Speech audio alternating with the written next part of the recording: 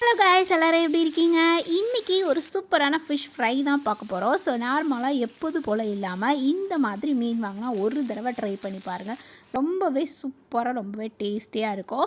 So இந்த வீடியோவை பார்க்குறதுக்கு முன்னாடி இப்போ தான் ஃபர்ஸ்ட் டைம் நம்ம சேனலை பார்க்குறீங்க அப்படின்னா மறக்காமல் சப்ஸ்கிரைப் பண்ணிவிட்டு பாருங்கள். ஸோ இந்த ஃபிஷ் ஃப்ரை எப்படி செய்கிறதுன்னு பார்க்கலாம். வாங்க வீடியோக்குள்ளே போகலாம்.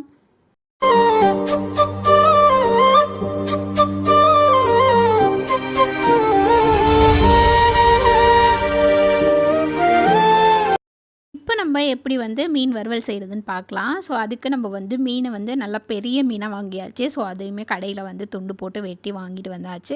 ஸோ இப்போ இதை நல்லா க்ளீன் பண்ணி நம்ம எடுத்துக்கலாம்.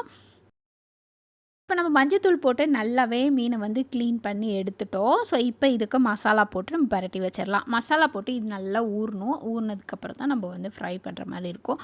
ஸோ ஃப்ரை பண்ணுற எல்லாமே நம்ம நல்லா ஊற வச்சா தான் நல்லா டேஸ்ட்டாக இருக்கும். இதுக்கு தேவையான அளவுக்கு நம்ம மிளகாத்தூள் சேர்த்துக்கலாம். ஸோ நிறைய மீன் இருக்குது. ஸோ பெரிய மீன் வேறு. ஸோ அதனால் நம்ம நல்லா நிறைய மசாலா போடணும். ஸோ இதுக்கு நம்ம மிளகாத்தூள் தேவையான அளவுக்கு நம்ம சேர்த்துக்கலாம். இதில் நம்ம மல்லித்தூள் சேர்த்துருக்கோம். இதில் ஒரு 2 ஸ்பூன் மல்லித்தூள் நம்ம சேர்த்துருக்கோம். ஸ்பூனில் தான் நம்ம சேர்த்துருக்கோம். 2 ஸ்பூன் மல்லித்தூள் சேர்த்துருக்கோம். நெக்ஸ்ட்டு ஒரு அரை பாக்கெட் சிக்கன் மசாலா இது கூட சேர்த்துக்கோங்க. ஸோ ஃபிஷ் ஃப்ரை மசாலா இருக்குது. அது இருந்தால் நீங்கள் சேர்த்துக்கலாம். அப்படி இல்லை அப்படின்னா நம்ம சிக்கன் மசாலாவும் நல்லாவே இருக்கும். ஸோ ரெண்டுக்குமே பெரிய டிஃப்ரெண்ட் இருக்காது. நம்ம சிக்கன் மசாலாவும் சேர்த்துக்கலாம். ஸோ அதில் ஒரு அரை பாக்கெட் நான் சேர்த்துருக்கேன். அடுத்து இதில் கார்ன்ஃப்ளவர் மாவு ஒரு 3 ஸ்பூன் கார்ன்ஃப்ளவர் மாவு இதில் சேர்த்துக்கலாம். அடுத்து கொஞ்சமாக சீரகத்தூள் சும்மா கொஞ்சமாக ஒரு அரை ஸ்பூன் போட்டால் போதும்.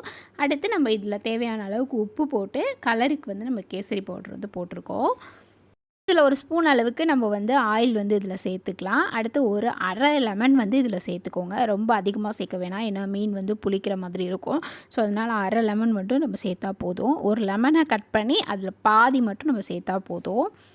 நம்ம நிறைய மீன் போடுறதுனால தான் அந்த அரை லெமனே நான் சேர்க்குறேன். சில பேருக்கு மீன் புளிச்சா பிடிக்காது டேஸ்ட்டு.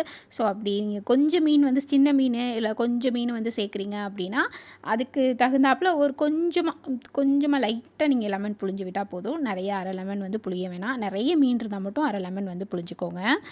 இதில் நம்ம தண்ணி ஊற்றி ஃபுல்லாக இந்த மசாலாவை கிளறி எடுத்துக்கலாம்.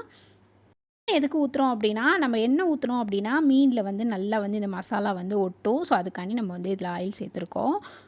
நல்லா நம்ம அதில் தடவுற பதத்துக்கு நம்ம தண்ணி தெளித்து இதை நல்லா கிளறி விட்டுக்கலாம். ஸோ ரொம்ப கெட்டியாக இருந்தால் மசாலா ஒட்டாது. அதுக்காண்டி ரொம்ப தண்ணியாகவும் நீங்கள் கிளறிடாதீங்க.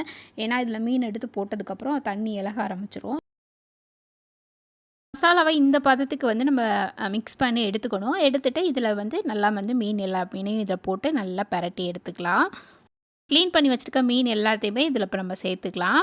ஸோ சேர்த்து நல்லா மசாலாவை இதில் போட்டு பரட்டி இதை ஊற வச்சிடலாம். ஸோ இது பெரிய மீனுக்கு தான் இப்படி பண்ணணும்னு கிடையாது. சின்ன மீன் நீங்கள் வாங்கினா கூட கொஞ்சமாக மசாலா சேர்த்து இந்த மாதிரி இங்கே ட்ரை பண்ணி பாருங்கள். ரொம்பவே சூப்பராக இருக்கும். ரொம்பவே மீன் கிறிஸ்பியாக இருக்கும். கண்டிப்பாக இது மாதிரி ட்ரை பண்ணி பாருங்கள். ரொம்பவே சூப்பராக இருக்கும்.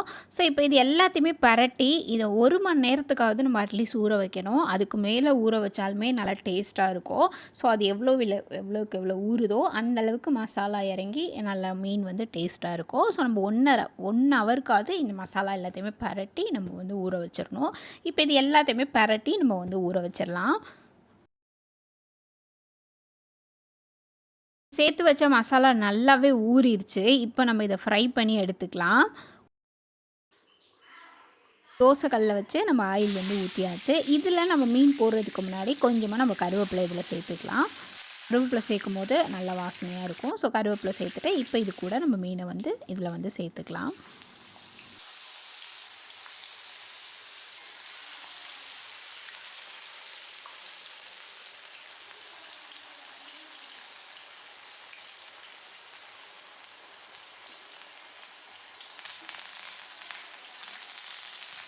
நல்லா வேக ஒவ்வொரு பக்கமாக திருப்பி விட்டு நீங்கள் நல்லா வேக வைங்க. ஸோ இது பெரிய மீனாக இருக்கனால கொஞ்சம் வேக லேட் ஆகும்.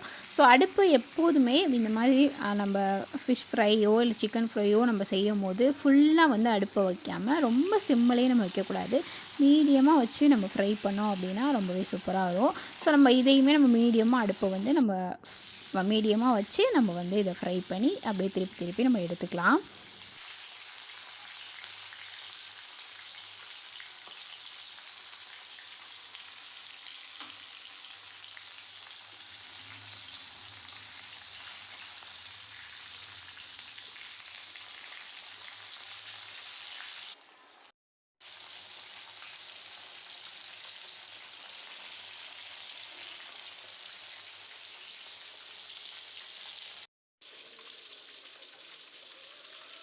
நம்ம ஃப்ரை பண்ணி எடுத்தாச்சு. ரொம்பவே சூப்பரா வந்திருக்கு. உங்களுக்கு பார்க்கும்போதே தெரியும். அவ்ளோ டேஸ்ட்டா இருந்துச்சு. ஸோ மசாலா எல்லாமே போட்டு செய்யும்போது ரொம்பவே டேஸ்ட்டா இருக்கும்.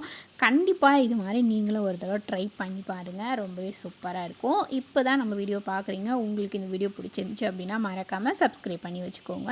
இந்த மாதிரி உங்களுக்கு யூஸ்ஃபுல்லான நெக்ஸ்ட் வீடியோல பார்க்குறேன். பாய்.